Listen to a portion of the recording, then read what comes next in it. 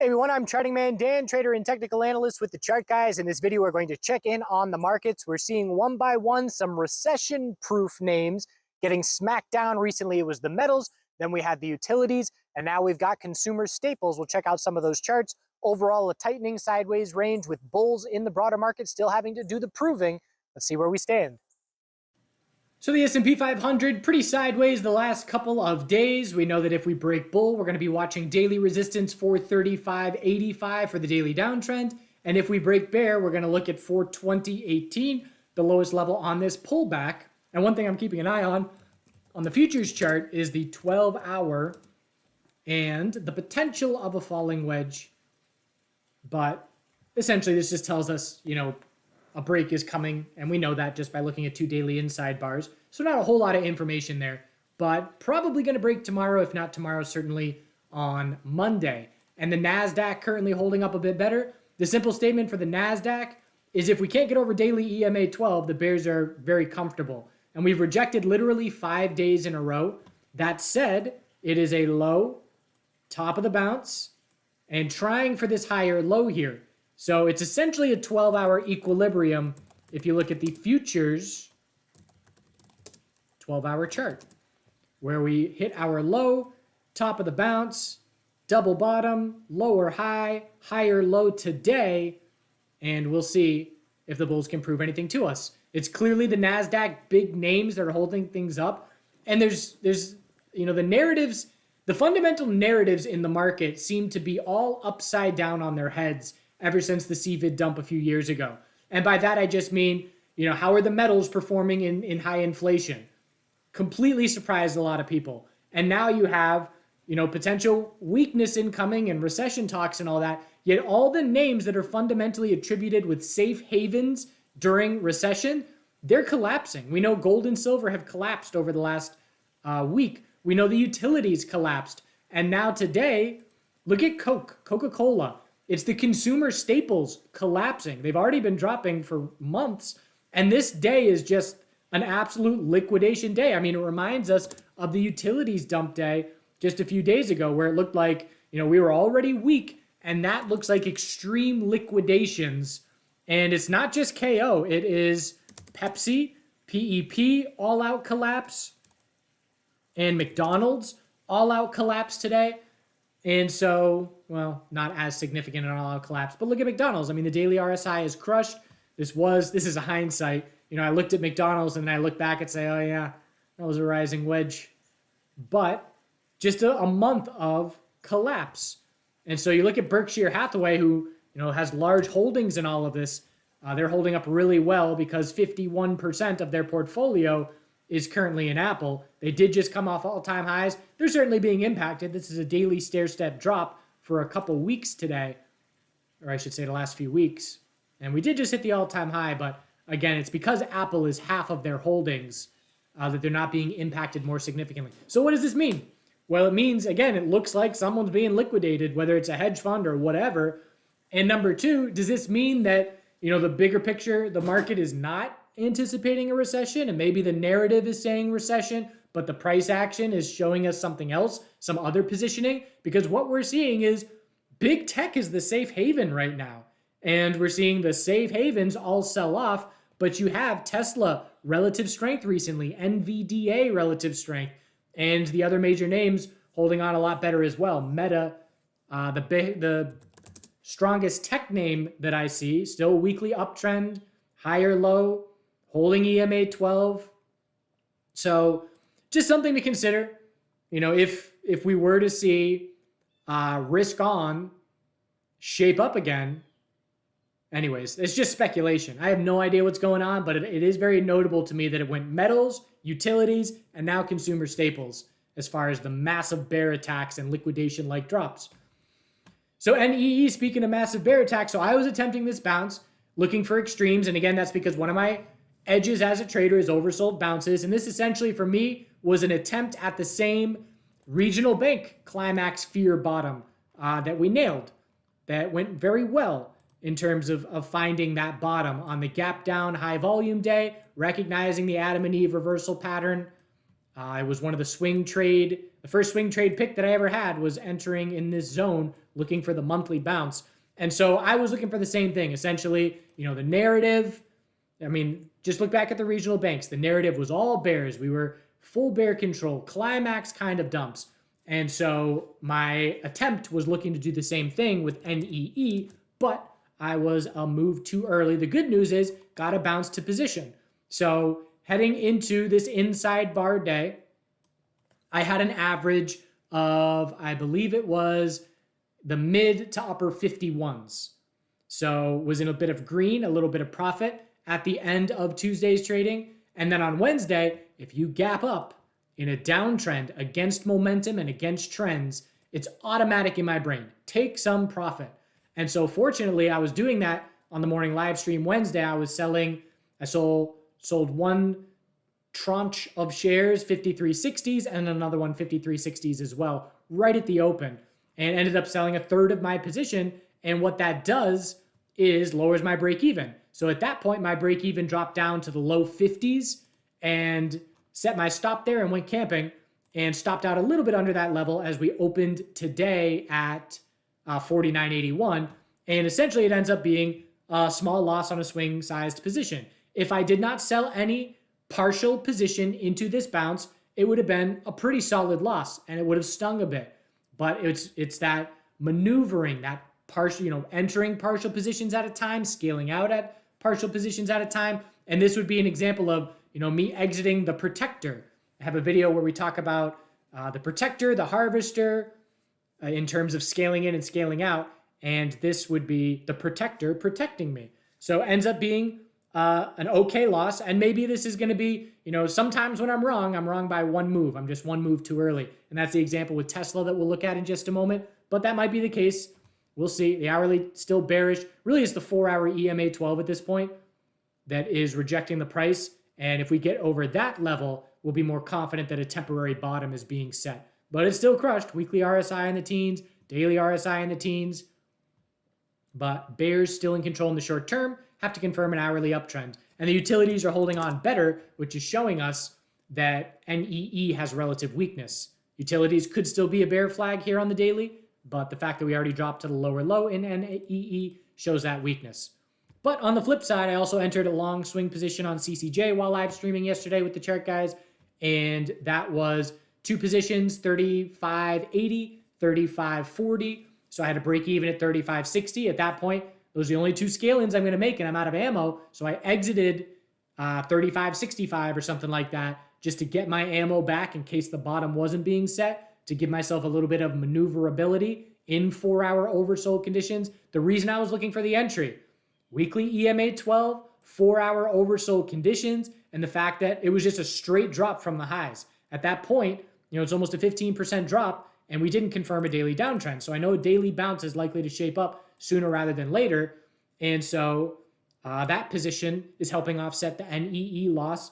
And so my average was 35.60. And then I sold a bit today when I got back to civilization in the upper 36s. So now my break even on that position is, 34.50 or something, well below this low. And so again, my mindset is I can set my stop there if I want and be risk-free unless big bear news overnight. And that's either the weekly high or low and I nailed it, or we roll over to further consolidation and I stop out. And it remains to be seen what I'm going to do here. If we were to bounce, and head up towards 39, I would definitely lock in that full position, anticipating that daily lower high. But just an example of, maneuvering, selling partial positions, stopping out with a small loss when I'm wrong. 50 is either the bottom on NEE or I'm wrong, and then being able to easily make it up. And that's the best thing about cutting your losers quickly is just how easy it is to make it up. If I'm not letting my losers run away from me, it just takes one decent day to make it back. Tesla, relative strength. So Tesla confirmed the daily uptrend. The inside bar bull break gave us the daily uptrend and the weekly higher low being set. And from the beginning here, we knew the weekly lower high was most likely. I exited my long swing and I attempted to make an entry at the weekly higher low. And here's an example where I was one move too early, where I entered here sold partial, stopped out break even with that lower wick, and in hindsight, definitely stopped me out right near the bottom, but that was a more of a protective mindset. And at this point, it's looking like earnings, which are maybe 9 trading days away.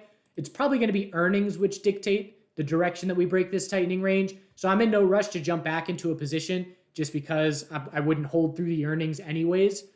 But let's keep an eye on the earnings. If they're bearish and they confirm the weekly equilibrium bear break, we're going to look for the 3-month equilibrium to tighten up.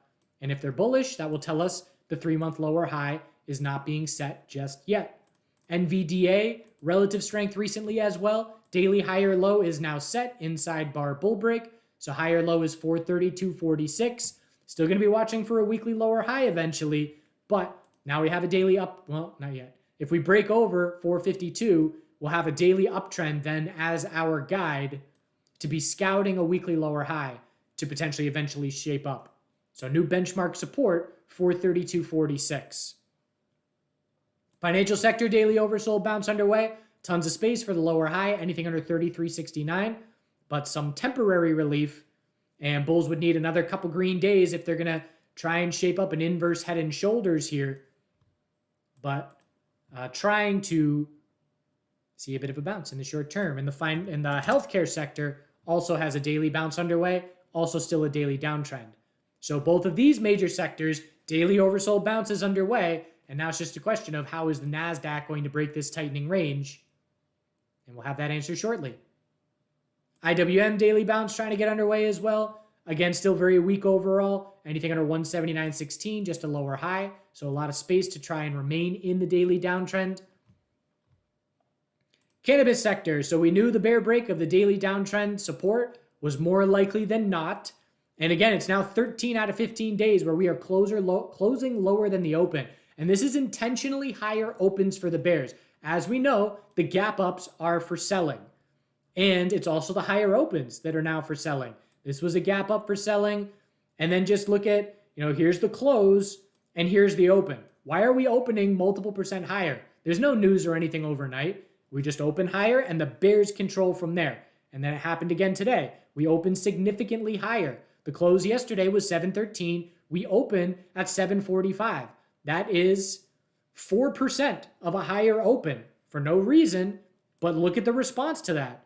You open 4% higher, and then it's just, okay, bears, right on the bell, just smash it right back down. So beware higher opens. Again, it's just another example where we are supposed to train our minds to do the opposite of what they tell us to do. NEE, gap up open. Yes, I'm right. The bounce is playing out. I'm going to count the imaginary money that I'm going to be making. No, we're selling into that gap up open because it's in a downtrend. MSOS, yes, higher open. Phew, we had a weak close yesterday, but now we're 4% higher. That's a relief. No, it's just bears smashing it back down again. Retrain your brain to learn the game and how it's played because they often do the opposite of what our brains tell us to do. So daily downtrend is our guide. I'm starting to get interested for a weekly higher low in MSOS. And my game plan will be slowly scaling back in some of the positions.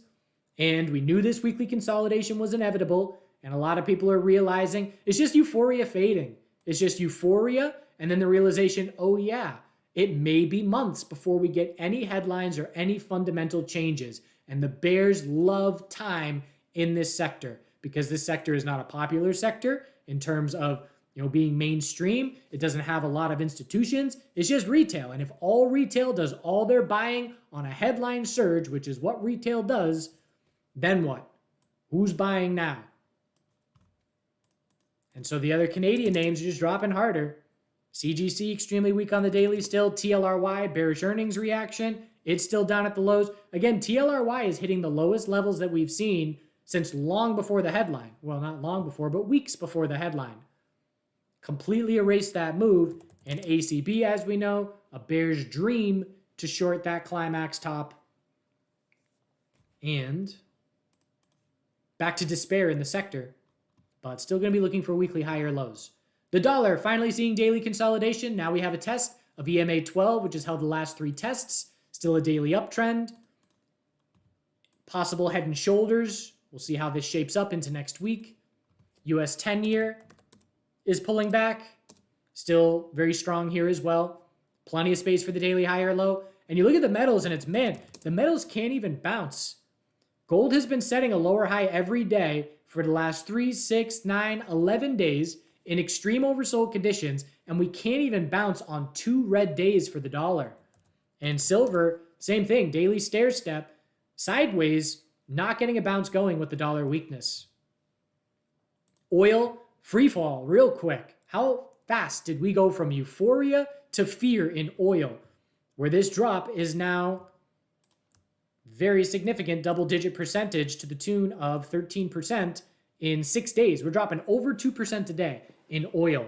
We knew the relative weakness was in the energy sector. We double topped and then rolled over into significant weakness, and we're watching for the possibility of a monthly rising wedge in the energy sector.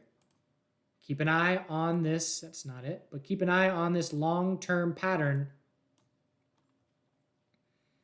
because it may be shaping up the 4-month consolidation, which has not happened in years and has happened in every single other sector since the CVID bounce.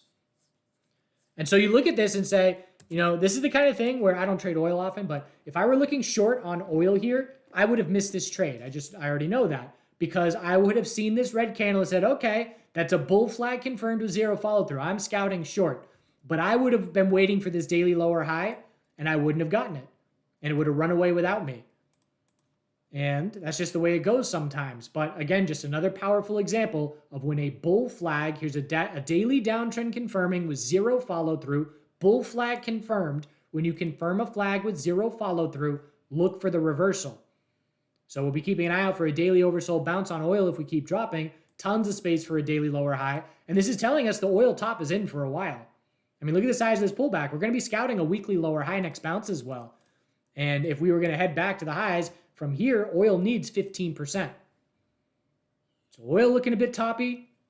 Natural gas. So we couldn't say natural gas will break bull or will break bear, but what we could say is natural gas volatility is coming. How could we say that? The tightening weekly equilibrium that we've been watching for months. And the bulls showed up, they got their break, and now we're looking at the highest level that we've seen in the last 6 months, 7 months, and that's at 329. Bulls just need to keep maintaining healthy consolidation. 4-hour EMA 12 has been holding. Bulls just want to keep holding that. Next pullback, want to keep holding daily EMA 12 support on any pullback.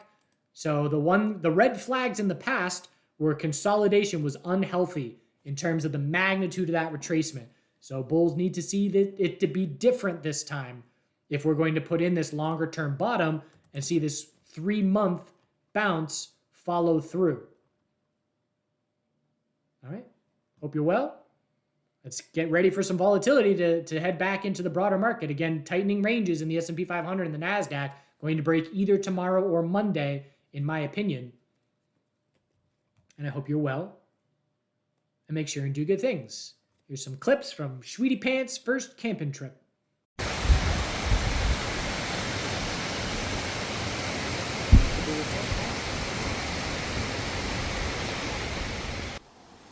She's a real exploring girl. Careful.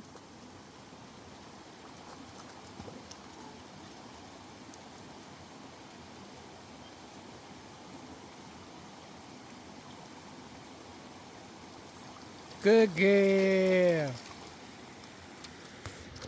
Easy, easy, easy.